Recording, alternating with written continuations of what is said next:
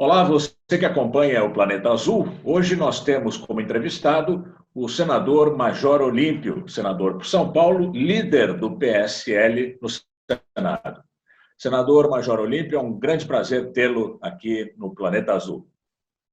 Eu te agradeço demais, Gamberini. É uma oportunidade de prestarmos contas ao país. Como é que o senhor está vendo as recentes atos do governo Bolsonaro, a situação, essa coisa da prisão do Queiroz, o envolvimento da família presidencial, se ainda não oficial, pelo menos indícios?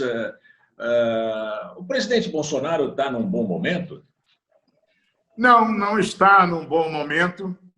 Eu tive uma ruptura de ordem pessoal com o presidente, não política, no momento em que o presidente e o filho dele, que é senador, que está mais encrencado nesse momento, quiseram me obrigar a retirar a assinatura de uma CPI para apurar condutas justamente do Supremo Tribunal Federal. Ele ficou do lado do filho, perdemos uma amizade de muitos anos, compromissos que são com o país eu tenho votado e defendido, mas não tem um bom momento, não. Essa questão envolvendo o Queiroz e o filho, cada vez mais envolvem o presidente e não por conta das apurações. A primeira manifestação do filho senador, quando foi feita a prisão do Queiroz, foi dizer que era uma armação contra o presidente Bolsonaro. Ele trouxe o pai para a fogueira. O pai, que é presidente da República, ao invés de dizer a lei é para todos e eu vou ficar isento, ele não tem feito isso, o que é muito ruim. O Queiroz foi preso na casa do advogado, que é advogado, consultor e amigo há muitos anos, amigo que faz tudo pelo presidente, porque eu o conheço, o Frederico Assef, que é advogado e consultor do presidente, sim. Não adianta a atual advogada do presidente dizer que ele não tem procuração. O Fred é amigo próximo, que faz tudo pelo presidente. O senhor encontrou no Palácio? O senhor já encontrou o presidente e o Frederico, o Assef, juntos no Palácio? O senhor já encontrou? Não encontrei no Palácio, mas ao longo da convivência, eu cheguei a encontrá-los juntos, né? O Frederico Assef, ele ajuda, é amigo, ele tem uma devoção pelo então deputado federal Jair Bolsonaro. O primeiro evento que eu fui em São Paulo, eu já era deputado federal, foi no escritório da esposa do Fred, recebendo em São Paulo o Bolsonaro, dizendo, olha, vamos receber o nosso amigo deputado. Eu falei, mas eu encontro com ele toda semana aqui, dentro do Congresso. Nunca podia imaginar que o Bolsonaro ia ser candidato à presidência da República. O Fred tem uma devoção com o Bolsonaro. O Fred foi afastado no momento em que teve atritos até com a chegada do Gustavo Bibiano, que também era advogado, para a campanha do Bolsonaro. Então, dizer agora que o Fred não existe é uma tremenda injustiça com toda a dedicação que ele sempre teve com o presidente, e mais recentemente com o filho do presidente. E essa história de que ele não sabia que o Queiroz estava no sítio dele em Atibaia, isso dá... O senhor acredita nisso? Olha, ele não sabia? Que ele não sabia? O Fred, ele vai fazer de tudo para proteger o amigo Jair Bolsonaro. Não é nem o presidente. Né? Até tentar explicar o inexplicável. Uhum. Né? Então, ele... É lógico que o Queiroz não veio numa espaçonave de outro planeta e invadiu a casa dele em determinado momento. É lógico, isso é o óbvio. Mas, eu digo, ele é amigo o suficiente para se prejudicar, para tentar dar uma explicação pelo presidente. Senador, que riscos políticos o senhor vê neste momento para o presidente Bolsonaro? Olha, o presidente Bolsonaro é o principal adversário do governo Bolsonaro. Ele cria uma série de fatos e situações que acabam colocando em conflito o governo dele mesmo. Ele, às vezes, diz coisas no momento de ira, de desabafo, que a liturgia do cargo não permite. Quando diz, por exemplo, porra, chega, é a última vez que isso acontece, eu tenho as armas da democracia na mão, não aceito mais esse tipo de coisa do judiciário. Como diz o Tadeu Schmidt, sabe o que significa isso? Nada. É um embuste, é uma bravata, que daqui a algumas horas ele já esqueceu. Mas isso começa a desgastar a credibilidade dele. Ele ataca os poderes 8 horas da manhã e depois, 10 horas da manhã, dá posse para o ministro das Comunicações, fazendo um discurso com o presidente do Supremo Tribunal Federal lá, pedindo justamente que estejamos todos juntos nesse momento. Isso acaba ficando muito ruim.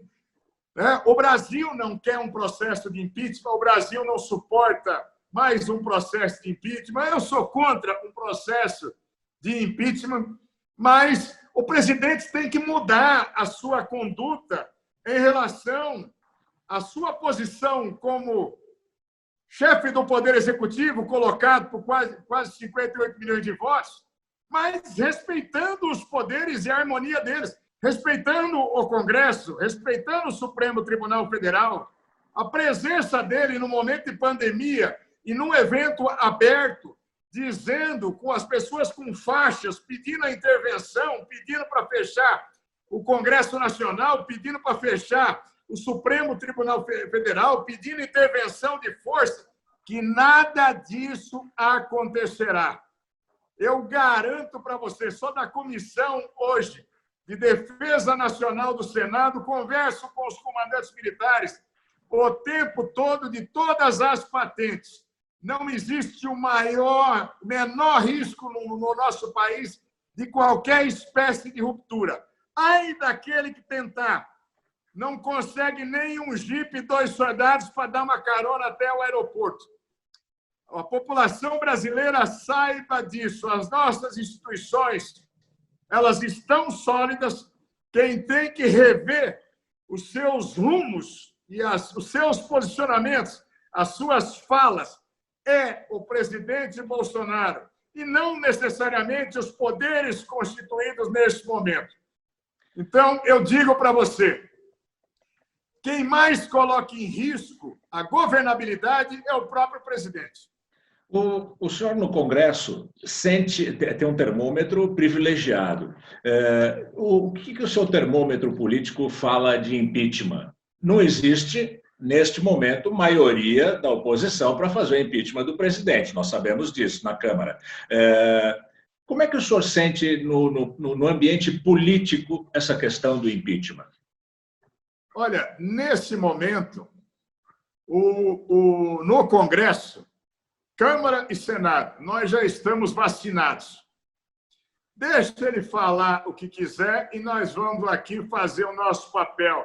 Vamos legislar o que é preciso para o país, vamos votar as medidas provisórias dele, vamos votar as alterações constitucionais, mesmo de forma remota, a Câmara e o Senado votaram, que já virou lei, mais de 50 projetos fundamentais nesse momento para dar recursos para as pessoas sobreviverem, para as empresas prosseguirem, para dar estabilidade ao país. E aquela coisa, ele é assim mesmo, então deixa tocar. Para você ter um processo de impeachment, você precisa ter fato, você precisa ter ânimo no Congresso e você precisa ter as ruas repercutindo. Nesse momento de pandemia, só imbecis saem às ruas para protestar ou para apoiar, colocando em risco a saúde da população. Então, não pega nem pró nem contra manifestações de rua nesse momento de pandemia. Então, você não tem argumentação das ruas. Dentro do Congresso, nós estamos preocupados em manter o equilíbrio do país Não é por causa do presidente, é apesar das condutas do presidente. E os fatos, ainda nós não temos nenhum fato que justifique, de fato, a instauração ou o encaminhamento pelo presidente da Câmara para a CCJ e com a comissão especial e para o plenário, para a abertura de um processo de impeachment. Hoje nós não temos, nós temos 43 pedidos protocolados na Câmara dos Deputados, mas eu não vejo solidez que dê respaldo pela lei de impeachment para avançar na Câmara e ser julgado no Senado. Mas eu vi, por exemplo, e julguei o impeachment da Dilma, que inicialmente ela tinha mais de 300 deputados na sua base e que jamais teria 342 votos em 513 para a abertura de um impeachment. No momento em que começaram a aflorar os fatos e as pessoas foram para as ruas e a pressão das ruas aumentou a pressão na Câmara dos Deputados, e no momento em que a presidente e o partido dela, o PT, abandonaram o Eduardo Cunha, que era o presidente da Câmara, o Eduardo Cunha simplesmente disparou o processo. Os pedidos e encaminhou. Uhum. O senhor acha que essa conduta errática do presidente, essa instabilidade do presidente, afeta a economia brasileira? Afeta demais, porque isso eu cheguei a dizer ao presidente quando convivíamos. Quando ele era deputado, ele sempre foi um cara combativo, polêmico. Ele podia fazer uma live de 2 horas dizendo para fechar o Congresso, pedindo pena de morte, falando o que ele sempre falou, e não tinha grande repercussão. Quando ele se tornou presidente da República, tudo mudou, mas ele não mudou. Já no período antes de assumir o mandato, em determinado dia ele foi numa solenidade militar, ainda não como presidente empossado, e ele falou que ia rever o contrato da Embraer, que ia rever os 27,5% no imposto de renda e rever a tabela. Aquilo deu uma bagunçada, que as ações da Embraer caíram 10% no dia. O dólar subiu. E até hoje, ele faz umas falas e umas menções, às vezes até para fustigar os poderes, que a interpretação para o mercado econômico é de não acreditar na estabilidade das instituições no Brasil. Isso afeta demais. Você imagina se o investidor estrangeiro ele vai querer colocar dinheiro no Brasil num momento em que nem se faz a dispensa de um ministro da Educação e o sujeito pega um passaporte ainda como ministro, vai para os Estados Unidos, da entrada em território americano para depois só ser publicado a exoneração dele, para depois um novo diário oficial corrigir a data que ele foi exonerado. Qual é a seriedade que o Brasil transmite nisso? Para investidores estrangeiros, mesmo para investidores que são bancos mundiais, isso gera instabilidade. Você vê as questões de meio ambiente, que são vitais para o mundo. Qualquer grande corporação no mundo hoje, ela tem no seu protocolo investimentos e bandeiras na defesa do meio ambiente. Você acha que essas corporações vão querer investir no Brasil quando nós estamos nesse momento em que nós não temos uma política razoavelmente racional em relação ao meio ambiente? Então, tudo isso causa realmente instabilidade para o mercado e isso afugenta investimentos. Mesmo investidores brasileiros que acreditam no nosso país ficam reticentes em investir mais. Qual é o Brasil que nós teremos daqui a 6 meses, daqui a 6 anos, daqui a 60 anos? se nós não conseguimos saber o que vai dizer o presidente da República daqui a 6 horas, na hora que ele chegar na residência oficial e vai encontrar apoiadores ou a imprensa. Extremamente problemático. Senador, vamos falar um pouquinho da Polícia Militar de São Paulo, que o senhor conhece tão bem. O senhor major da Polícia Militar, do Corpo de Bombeiros. Recentemente, nós temos visto, infelizmente, vários episódios de violência policial extremada, exagerada. Eu diria até que atos de covardia, de 4 ou 5 homens com cacetete batendo num garoto. O senhor deve estar acompanhando esses casos. O que está acontecendo na Polícia Militar de São Paulo? Olha, Gamberini, fazer o serviço policial é a segunda atividade, a própria ONU define isso, a segunda atividade de maior risco, estresse profissional e dificuldade para realizá-la. E no nosso país se potencializa muito isso. Nós temos uma criminalidade extremamente elevada, nós não temos leis adequadas ao contexto da sociedade e sobra para a população policial na ponta da linha.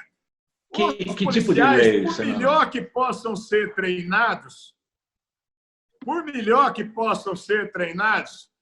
chega no momento em que ele sai do quartel, ele sai da unidade dele, ele faz uma oração na religião que acredita, né? E sai para patrulhar. A partir daí, você tem uma série de condutas. A grande esmagadora maioria segue o protocolo, a lei e o treinamento. Segue. O Estado de São Paulo, por exemplo, a Polícia Militar faz 37 milhões de intervenções no ano. Dá quase uma intervenção por cidadão. É muito grande. E o número de erros, eles são pequenos, mas potencialmente trágicos no resultado ou até quando ele ganha a visibilidade pública. Então, no momento em que você tem gravações que mostram o policial exorbitando no cumprimento da lei ou até barbarizando, usando a condição de policial, seja policial federal, guarda municipal, policial civil, militar ou policial penal, né? A visibilidade choca demais a população. Primeira coisa, eu tenho que dizer tristemente, em todas as organizações policiais no mundo todo, a despeito do treinamento e do protocolo, existem mais casos do que são divulgados. Lamentavelmente, por uma tragédia para toda a sociedade em todos os países. Por melhor que seja a corregedoria, por melhor que sejam os programas e a fiscalização, não dá para o comandante ele estar em todas as ocorrências, em todas as situações. Nós não compactuamos com o erro. Só no presídio militar em São Paulo, nós temos mais de 300 presos. Não compactuamos. E vou dizer uma coisa para você. Quem prende o mal policial não é o governador, não é o secretário, não é promotor, não é o juiz. É a própria polícia. É a própria polícia. Nós não queremos o policial que desvia no seu comportamento. Sabe? A nossa origem, e não é pela cor, gênero, nada, credo. A nossa origem como policial, nós somos das camadas mais pobres e humildes da população. Senador, o senhor falou que nós não temos uma legislação adequada para lidar com a criminalidade. Que tipo de legislação o senhor defende? O senhor é um legislador. Sim, o Código Penal nosso ele é de 1940. No momento em que o tempo de vida médio do brasileiro era de 48 anos de idade. Por isso que começava o cumprimento de pena a partir dos 18 e até a expressão que se diz vai morrer na cadeia 18 com os 30, que era de pena máxima, 48. Era o tempo de vida médio do brasileiro. Hoje, o tempo de vida médio do brasileiro está passando dos 70 anos em algumas regiões. Por exemplo, da cidade de São Paulo, do estado de São Paulo, passa dos 80 anos. A brasileira Nós já está temos acima uma de lei de 72. execuções penais que ela é completamente inadequada. Nós temos aqui no Brasil saída temporária de preso, nós temos visita íntima. Né? Nós somos incompetentes para gerir o sistema prisional. Então, para não ter rebelião e fuga, nós facultamos visita íntima. Os estabelecimentos até de internação de menores que praticam infrações, muitas vezes recebem visita de meninas até menores de 14 anos de idade, que é um estupro presumido do Estado, para visita íntima. Então, nós precisamos, sim, adequar a legislação ao contexto da sociedade brasileira. Nós precisamos fortalecer o papel do Estado, obrigar o papel do Estado também com políticas públicas na área da prevenção, na área de investimentos no sistema prisional. Mais de 78% dos egressos do sistema prisional hoje voltam a delinquir, porque nós não temos políticas públicas de investimento de fato para a recuperação daqueles. Nós temos taxas baixíssimas. Senador. Então, quando eu digo de melhoria e adequação da legislação penal, processual penal, legislação especial, lei de execuções penais, que precisam estar adequadas para instrumentalizar os poderes públicos no Brasil. Senador, o senhor falou de visibilidade pública, que os casos, quando ganham visibilidade, mostram excessos, mostram má conduta, má formação dos policiais militares. E o senhor disse também que são em um número muito maior o número de casos que não é divulgado, o número que não é divulgado.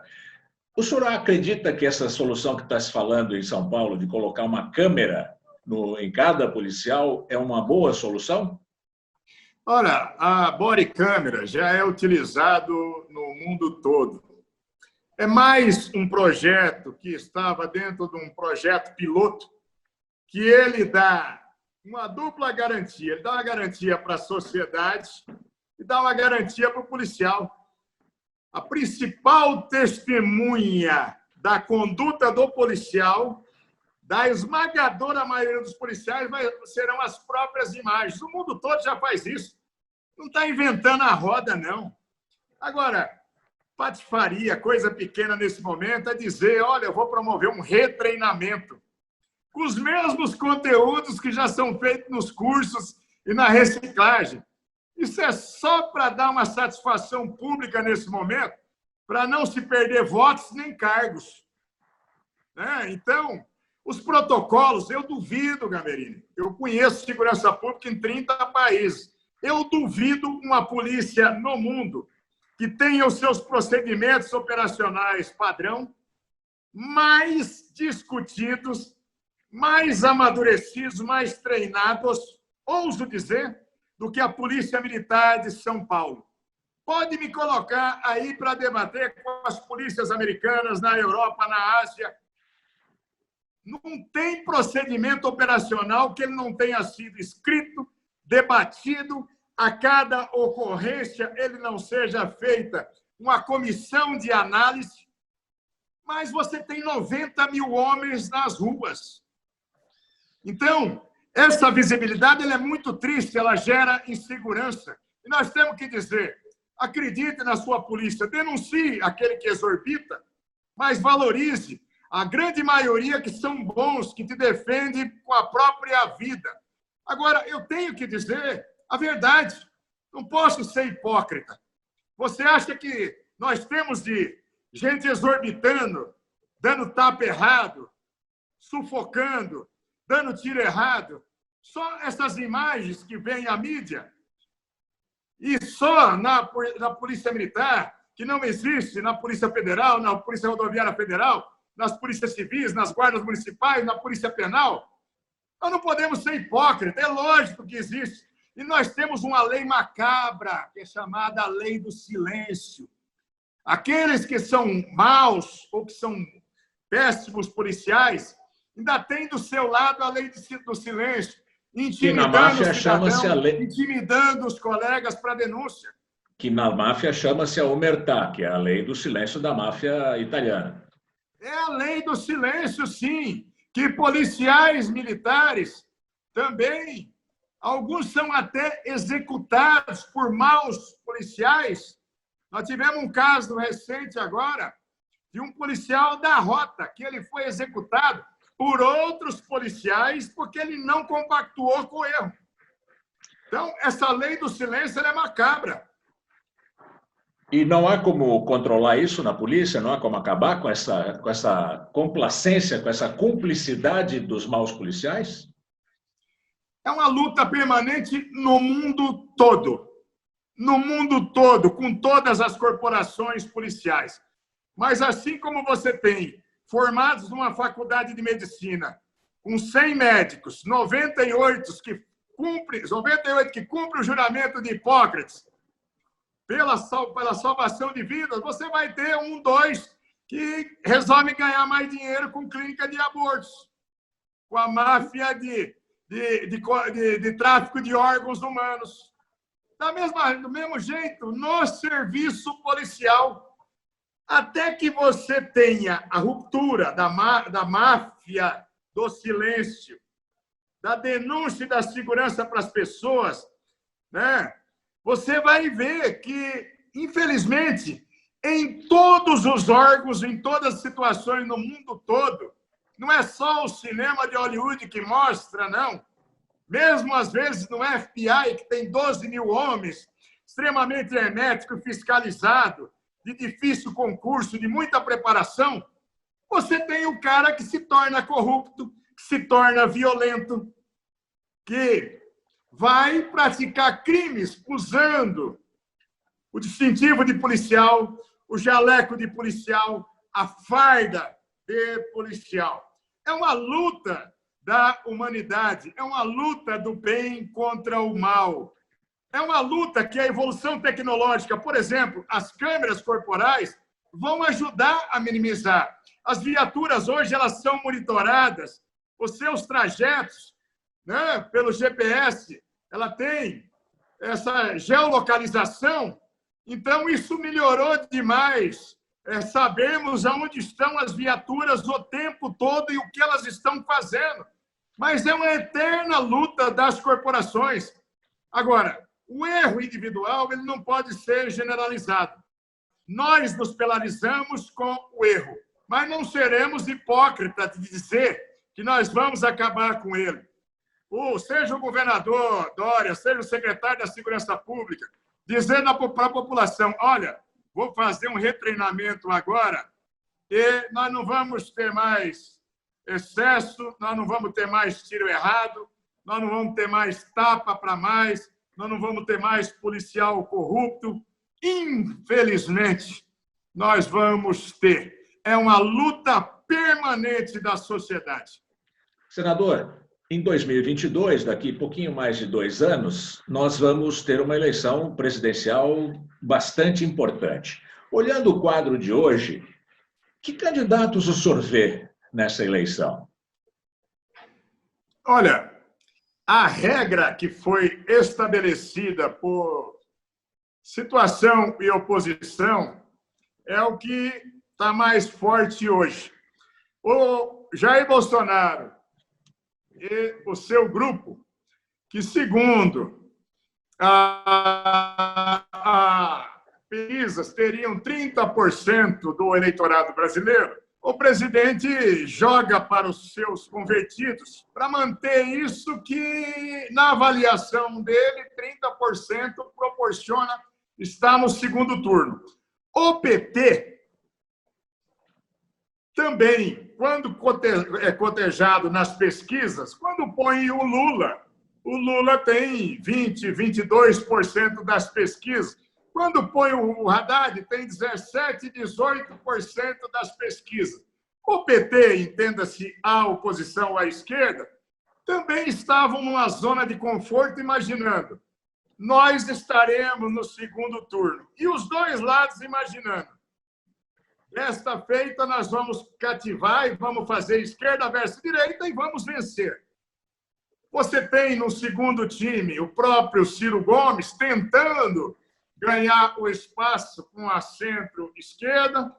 Você tem outros candidatos, como Flávio Dino, governador do Maranhão, e aparece um novo fator aí, por isso que é bombardeado tanto pela esquerda quanto pela direita, que é o Sérgio Moro. O Sérgio Moro, quando sai do governo e sai dizendo não compactuo com isso, ele tira a legitimidade da Operação Lava Jato, do combate à corrupção, que foram dos pilares que nós defendemos para a eleição do Jair Bolsonaro. E o Sérgio Moro, se ele tender a ir para a política, eu acho que ele pode jogar areia na farofa de um dos dois lados. Acabar um pouco com essa lógica, certeza que nós estamos no segundo turno, e poderá estar Sérgio Moro e Jair Bolsonaro, ou Sérgio Moro e o Haddad, um outro candidato da esquerda. Por isso eu vejo hoje ele tão atacado de todas as formas, né, sem se manifestar em momento nenhum de ser candidato. Mas eu vejo que esse palanque costurado, eu vejo o governador de São Paulo tentando se colocar agora como uma alternativa dentro desse processo, o João Dória, o governador do Rio também, agora até num processo de impeachment, né, que acaba sendo um complicador para ele, mas também tentando se colocar. Mas eu vejo tão distante politicamente para a população a eleição de 22, que eu vejo a população rejeitando qualquer discussão dessa natureza. Quem não desmanchou o palanque de 18, que é o caso do Bolsonaro, o caso do PT, de alguns candidatos, a população não consegue entender. Olha, nesse momento de pandemia, mais de 50 mil mortes, mais de 1 milhão de infectados, e vocês estão se degladiando. Quem vai ser candidato contra quem em 22? Vocês não estão fazendo agora que o povo precisa e está morrendo. Vocês estão querendo se colocar como alternativa para fazer em 23? Pelo amor de Deus, essa é a visão da população. A população, salvo os convertidos, seja da esquerda, da direita... Os religiosos, né? A visão religiosa da política. Sejam aqueles que acham que nós temos 30 aqui, nós temos 30 aqui. Só estão esquecendo dos 40% da população brasileira, que são mais do que todos os lados, que estão dizendo, pelo amor de Deus, nesse momento me salve, nesse momento me dê emprego, nesse momento me dê condição de sobrevivência. Nesse momento, tem uma política racional para a saúde pública no Brasil, para a retomada do emprego, para ter uma oportunidade de vida. Desmancha o palanque, pelo amor de Deus. Não faz palanque em cima de caixão, que é o que todos os lados estão fazendo nesse momento. Todos os lados. E eu te digo para você, a população, de repente, pode optar por um cenário completamente diferente desse. Porque nós não conseguimos saber o tamanho da tragédia de mortes e contaminados e os efeitos que vai gerar a pandemia. O desemprego vai ser monstruoso. E o tamanho disso, quando se faz uma avaliação de 40 milhões de desempregados nos Estados Unidos, nós temos já 20 milhões de desempregados no Brasil, mas nós temos uma massa de mais de 50 milhões de pessoas que são informais, que nós pagamos agora R$600 em 3 parcelas, mas tem 14 milhões que nós nem conseguimos cadastrar. E 3 milhões, Gamberini, que nem registro de nascimento tem, a pessoa existe. A pessoa é pai, é mãe, é avô. E não tem um registro sequer. Então, é uma brincadeira se discutir política eleitoral para 2022 para 2020, agora para as eleições municipais, a população está rejeitando discutir. E as eleições serão ainda esse ano, pelo que nós votamos, só não combinamos com o vírus. Nós não combinamos com o vírus, mas já fizemos a alteração da Constituição como se o vírus já tivesse que ir a acordo. Tomara a Deus. Eu não vejo a hora de acabar essa pandemia. Tomara. Mas a gripe espanhola, em 1917, ela durou 3 anos no Brasil até... E teve as fases todas, né? Teve as 3 ondas. 3 ondas. 3 ondas, Gabriel. Tá? Então... Senador, oi. Como é que, para a gente encerrar a nossa entrevista, é muito agradável conversar com o senhor, para a gente encerrar por causa do tempo, como é que o senhor vê o Brasil daqui a 5 anos? Eu só posso torcer para estar melhor, porque eu vejo que nós estamos vivendo um mundo dramático hoje, não porque estou na área política. Eu, cidadão, eu pai, eu filho, né? Essa pandemia, que não foi escolha da humanidade, muito menos do povo brasileiro, a tragédia econômica, a tragédia política e o desacerto que nós temos entre os poderes, né? A invasão de competência permanente, que a população não entende, não tem como entender essa guerra de poderes. Eu sou otimista. Meu Brasil estará melhor daqui a 5 anos. Daqui a 10, melhor ainda. Daqui a 20, muito melhor. Eu sou um sonhador, eu sou otimista. O povo brasileiro é maravilhoso. O nosso país é maravilhoso. Nós somos ricos em minérios. Nós somos o celeiro do mundo, como o maior país do agronegócio no mundo hoje. Nós podemos nos fortalecer e as nossas instituições estarão mais sólidas. Governo e poderes não precisam ajudar o povo brasileiro, basta atrapalhar menos. Daqui a 5 anos, vai atrapalhar menos. Tá bem, senador, muito obrigado. Nós conversamos aqui no Planeta Azul com o senador Major Olímpio, que é líder do PSL no Congresso, senador eleito por São Paulo. Mais uma vez, muito obrigado, senador. Eu que agradeço e bom trabalho a você, Gaberini. Para vocês também no Congresso.